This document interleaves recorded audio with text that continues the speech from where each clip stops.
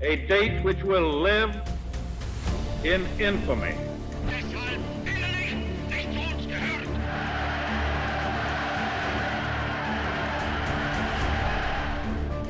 We shall fight on the beaches, we shall fight on the landing grounds, we shall fight in the fields and in the streets, we shall fight in the hills, we shall never surrender.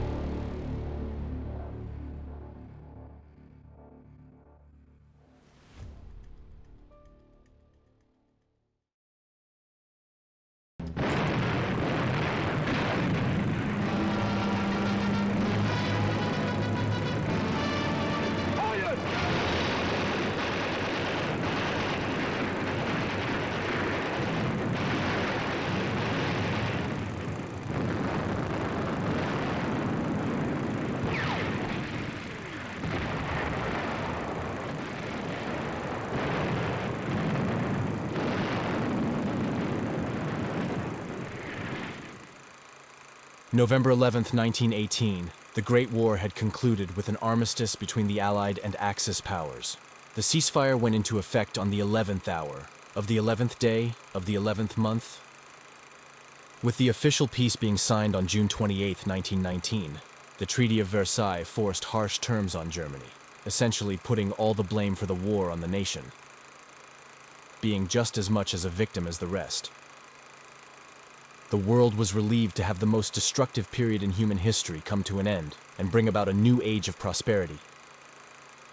The euphoria lasted for almost a decade as we saw the future free from any global conflict taking shape again. At least that's what we thought.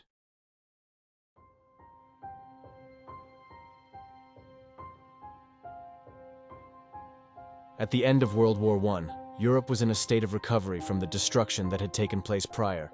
After the signing of the Treaty of Versailles, many of the Allied nations believed the worst was over. However, for Germany, the gears to a dark period would begin to turn.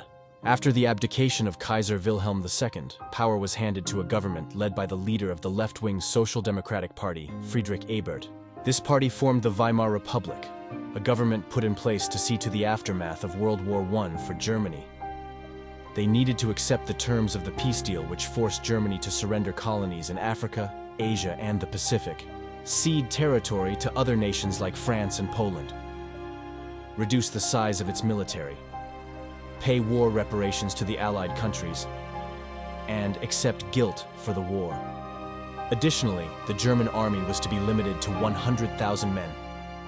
Conscription was forbidden. The treaty restricted the Navy to vessels under 10,000 tons, with a ban on the acquisition or maintenance of a submarine fleet. Germany was forbidden to maintain an air force. Inflation would begin to soar as Germany would be in a perpetual state of freefall on the world stage. Meanwhile, the rest of the world was dealing with their own tribulations. The mighty Russian Empire had now endured the Bolshevik Revolution and transformed into the Soviet Union, overthrowing its monarchy and executing the royal family of Tsar Nicholas II. The birthplace of communism now had a state fully controlled by the political ideology. In the Pacific, Japan transformed into an industrial powerhouse, emerging as a key player on the world stage, but was also excluded from the peace talks of World War I. Japan resented this and adopted imperial ideology and policies that would begin to take shape in the coming years. Back in the West, many great powers enjoyed a time of peace and prosperity, especially the United States. This would be known as the Roaring Twenties.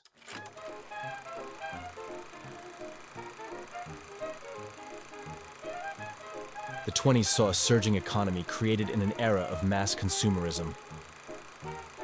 Jazz began to take shape in the music industry, creating a new style of dance and celebrations for the masses. The Harlem Renaissance redefined arts and culture. However, prohibition laws and gangsters began to take shape in the decade, fueling a new black market. This gave rise to the growing mafia during the Prohibition era. Citizens were enjoying the spoils of war and everything that came with it during the crackdown on the Prohibition movement. America had a bustling economy both in the private sector and in the underground crime world, with infamous Chicago gangster Al Capone spearheading the anti-prohibition movement.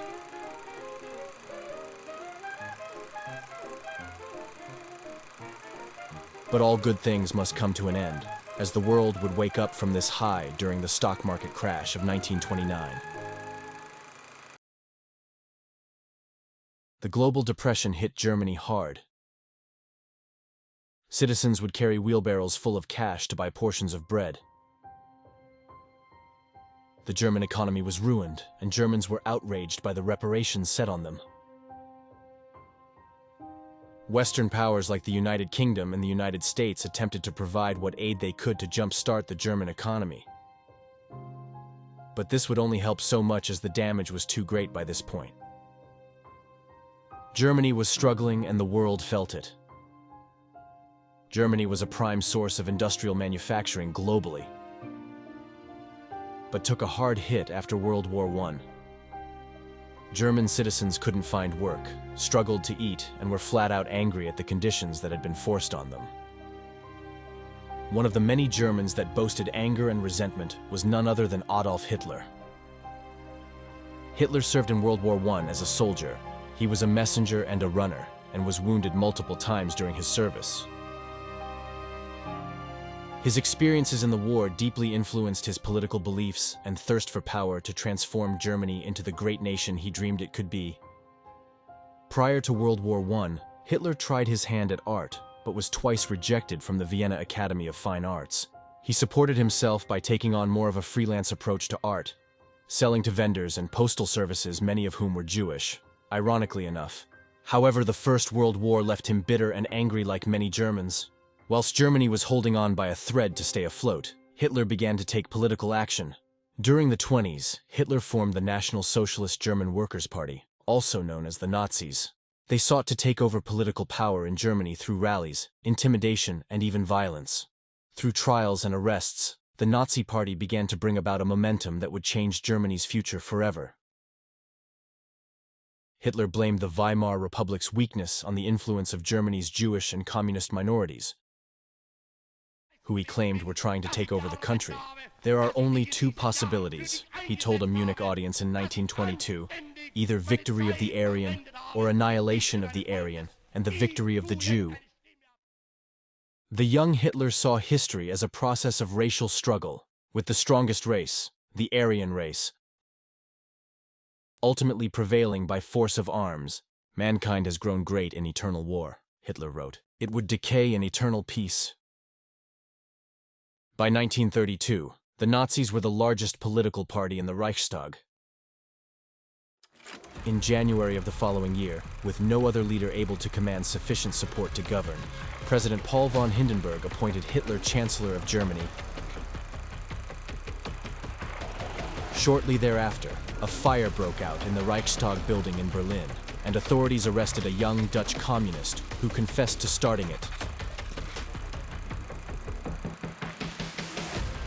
Hitler used this episode to convince President Hindenburg to declare an emergency decree suspending many civil liberties throughout Germany, including freedom of the press, freedom of expression, and the right to hold public assemblies.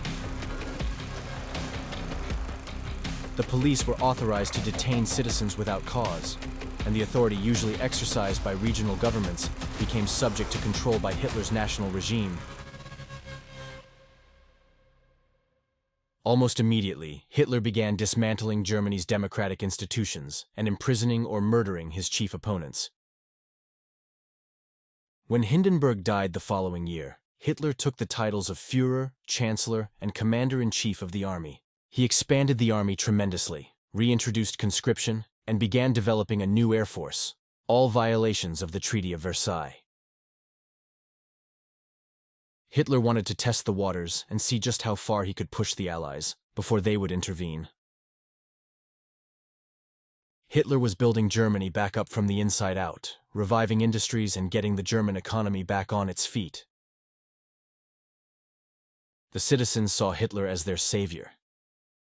They believed he could pave the way for a brighter German future. After Hindenburg's death, there was nothing left in Hitler's path to stop him from seizing total control over Germany in 1934. Germany now had a new face with the downfall of the Weimar Republic and the rise of the Third Reich.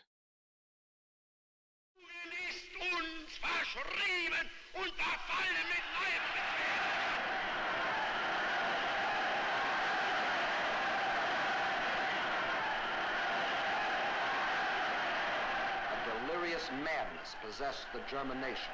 Nun als Dauererscheinung für uns, unser Oberster, wird die Einführung der allgemeinen immer wieder herniedersteigen. The stage was set, and Hitler began to turn his gaze outside of Germany. Looking to expand Germany in the heart of Central Europe. Wanting to recapture lost territory from Poland and beyond. He decided to first try his hand in looking at his prospects in Austria and Czechoslovakia in the south.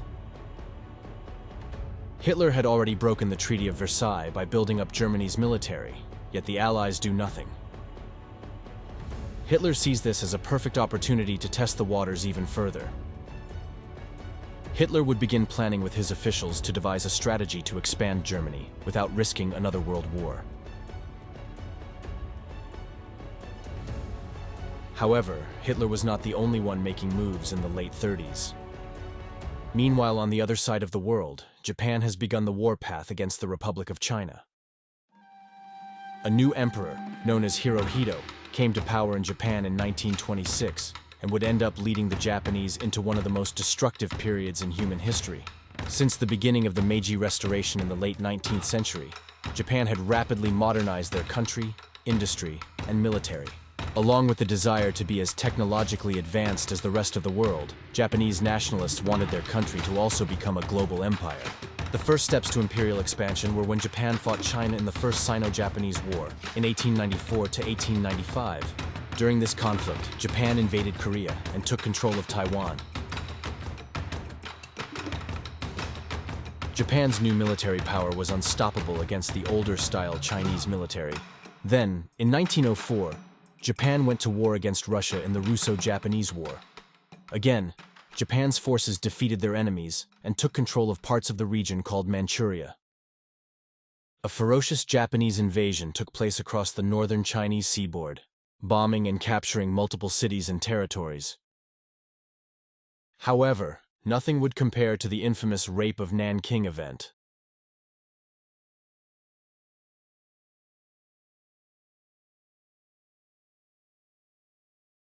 The most horrific event of the Japanese invasion took place during the capture of the Chinese city of Nanking. From December 1937 to January 1938, Japanese soldiers brutally killed somewhere between 200,000 to 300,000 Chinese civilians. Japanese cultural ideology had taught their soldiers that the Chinese were inferior to the Japanese and that such killings were justified. However, news of these atrocities shocked the rest of the world, and most other countries supported the Chinese against the invaders. Japanese soldiers engaged in the most heinous crimes during the capture of the city. Citizens were killed through methods of decapitation, torture, and firing squads. The Chinese women were brutally raped. From young girls to elderly women were forced to partake in gang rapes while their loved ones were forced to watch. Babies were used as target practice, being thrown into the air and shot at like it was sport for the soldiers. Evil had been unleashed and put on full display during the fall of Nanking, and the world would soon hear of these atrocities to be left in utter shock and awe.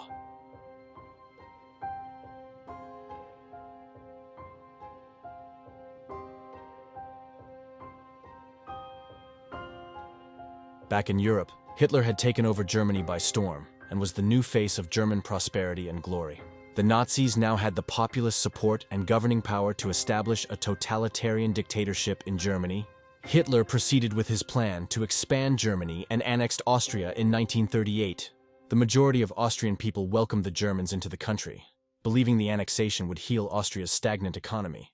Hitler did not stop there. He quickly began moving into Czech territory, occupying the Sudetenland. France, Italy, and Great Britain in 1938 signed the Munich Agreement, which acquiesced to German demands that Sudetenland be given to Germany. The hope was this would be enough for Hitler.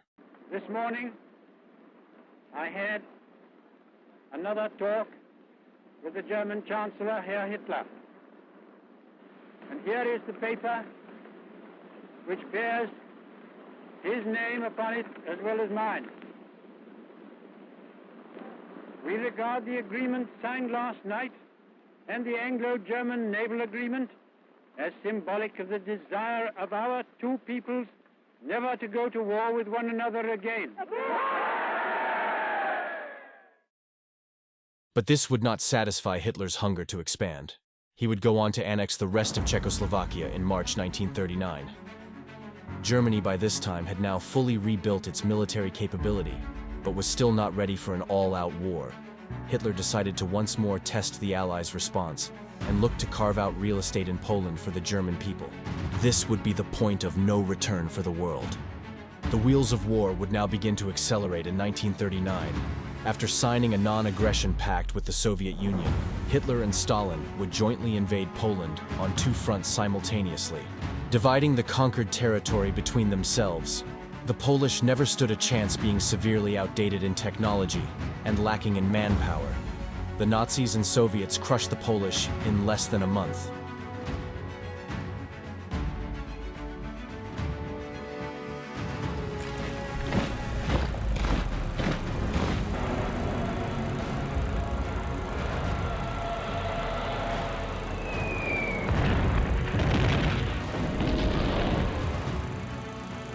Poland faced impossible odds as the country was swallowed up by the two great powers. The Polish army was forced to retreat or surrender. Nazi units rapidly moved in from the west and used a pincer tactic to corner and trap Poland across all fronts, resorting to the blitzkrieg strategy to quickly overwhelm the opponent and force them into submission.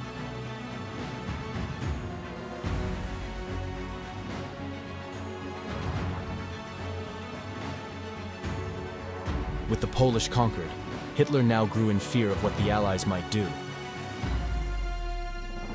An official declaration of war had been sent to Germany from France and Britain. Hitler now knew this was going to be a fight if he wanted to continue his campaign of world domination. Everyone's worst fears had come to fruition as another world war was underway. Meanwhile, below Germany's underbelly, the fascist state of Italy, ruled by Benito Mussolini, had been making their own moves in the background.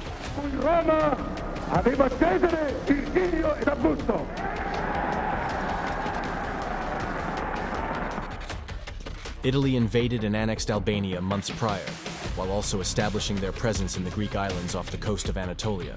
Italy also adopted an aggressive colonial policy to strengthen its grip on African colonies, particularly in Ethiopia, to counter French and British colonies. The world was now in a state of total war. France and Britain declared war on Germany shortly after Hitler's invasion of Poland, prompting Hitler and Mussolini to declare war on the Allies. World War II had now officially begun.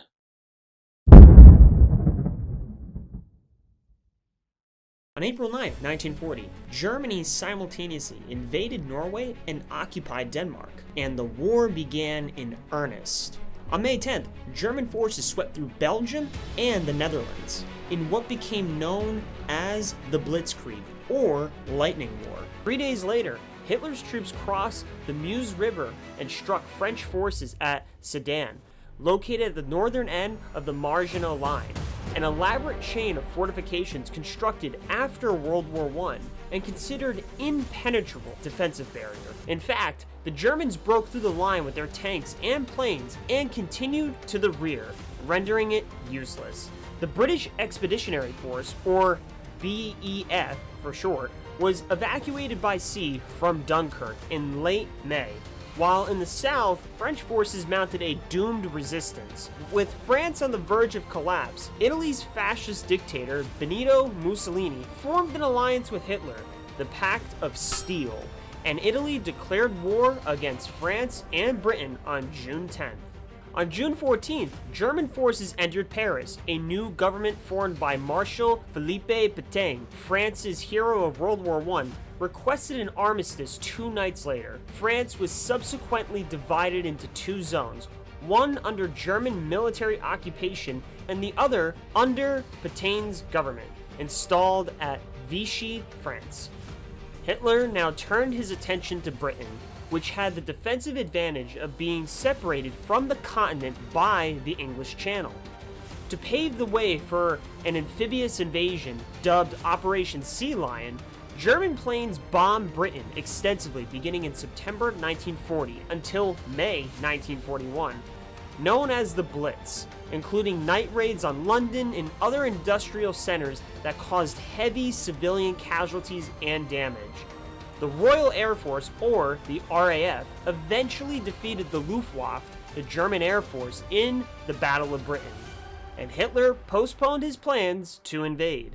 With Britain's defensive resources pushed to the limit, Prime Minister Winston Churchill began receiving crucial aid from the US under the Lend-Lease Act passed by Congress in early 1941. By early 1941, Hungary, Romania, and Bulgaria joined the Axis, and German troops overran Yugoslavia and Greece that April. Hitler's conquest of the Balkans was a precursor for his real objective, an invasion of the Soviet Union, whose vast territory would give the German master race what it needed. The other half of Hitler's strategy was the extermination of the Jews from throughout the German-occupied Europe. Plans for the so-called final solution were introduced around the time of the Soviet offensive, and over the next 3 years, more than 4 million Jews would perish in the death camps established in occupied Poland. On June 22, 1941, Hitler ordered the invasion of the Soviet Union, codenamed Operation Barbarossa. Though Soviet tanks and aircraft greatly outnumbered the Germans, Russian aviation technology was largely obsolete, and the impact of the surprise invasion helped Germans get within 200 miles of Moscow by mid-July. Arguments between Hitler and his commanders delayed the next German advance until October, when it was stalled by a Soviet counteroffensive on the onset of the harsh winter weather.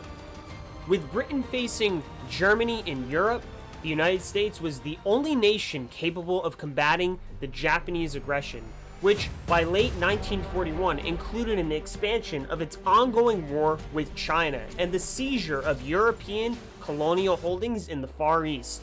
On December 7, 1941, 360 Japanese aircraft attacked the major U.S. naval base at Pearl Harbor, taking the Americans completely by surprise and claiming the lives of more than 2,300 troops.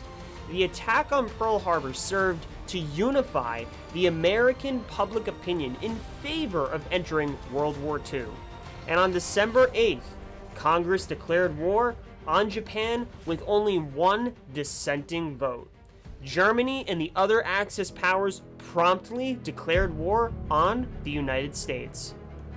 After a string of Japanese victories, the U.S. Pacific Fleet won the Battle of Midway in June 1942, which proved to be the turning point in the war. On Guadalcanal, one of the southern Solomon Islands, the Allies also had success against Japanese forces in a series of battles from August 1942 to February 1943, helping turn the tide further in the Pacific.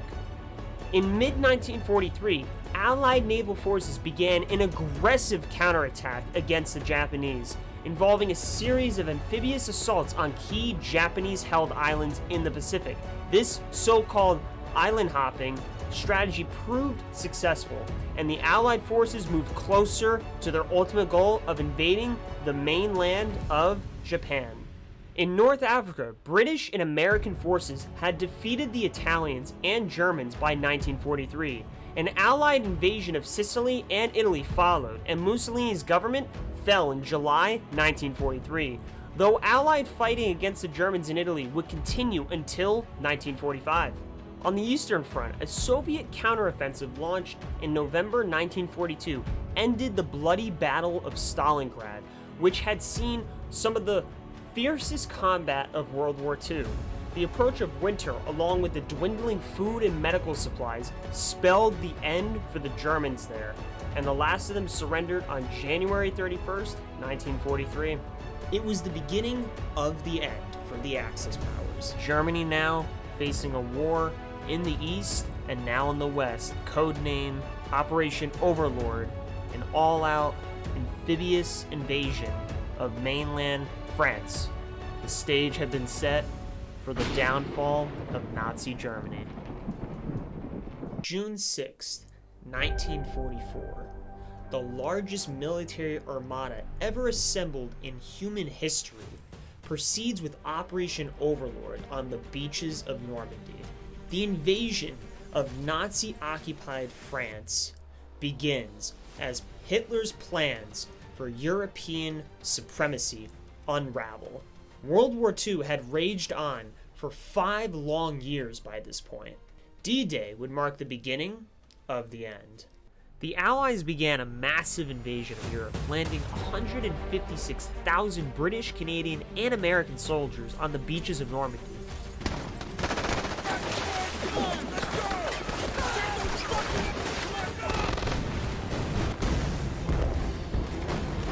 In response, Hitler poured all remaining strength of his army into Western Europe, ensuring Germany's defeat in the east. Soviet troops soon advanced into Poland, Czechoslovakia, Hungary, and Romania. While Hitler gathered his forces to drive the Americans and British back from Germany, in the Battle of the Bulge from December 1944 to January 1945, it was the last major German offensive of the war. An intensive aerial bombardment in February 1945 preceded the Allied invasion of Germany, and by that time, Germany formally surrendered on May 8, 1945. Soviet forces had occupied much of the country. Hitler was already dead, having died by suicide on April 30th in his Berlin bunker. At the Potsdam Conference of July and August 1945, U.S. President Harry S. Truman, who had taken office after Roosevelt's death in April, Churchill, and Stalin discussed the ongoing war with Japan, as well as the peace settlement with Germany. Post-war Germany would be divided into 4 occupation zones to be controlled by the Soviet Union, Britain, the United States, and France. On the divisive matter of Eastern Europe's future, Churchill and Truman acquiesced to Stalin, as they needed Soviet cooperation in the war against Japan. Heavy casualties sustained in the campaigns at Iwo Jima, February 1945, and Okinawa, April to June 1945. The fears of an even greater casualty rate in the advancement of a land invasion of Japan led Truman to authorize the use of a new, devastating weapon. Developed during the top-secret operation codenamed the Manhattan Project, the atomic bomb was unleashed on the Japanese cities of Hiroshima and Nagasaki in early August. On August 15th, the Japanese government issued a statement declaring they would accept the terms of the Potsdam Declaration, and on September 2nd, U.S. General Douglas MacArthur accepted Japan's formal surrender aboard the USS Missouri in Tokyo Bay. World War II had officially concluded, with casualties estimating as high as 75 million people worldwide. The most disruptive period in human history had come to an end. From the ashes of war, a new monster emerged with the rise of the nuclear bomb. To this day, we are still feeling the ripple effects of World War II, as many issues around the globe today can be traced back to the conclusion of the war. World War II serves as a cautionary reminder of what we need to prevent from ever happening again, and hope that history does not repeat itself.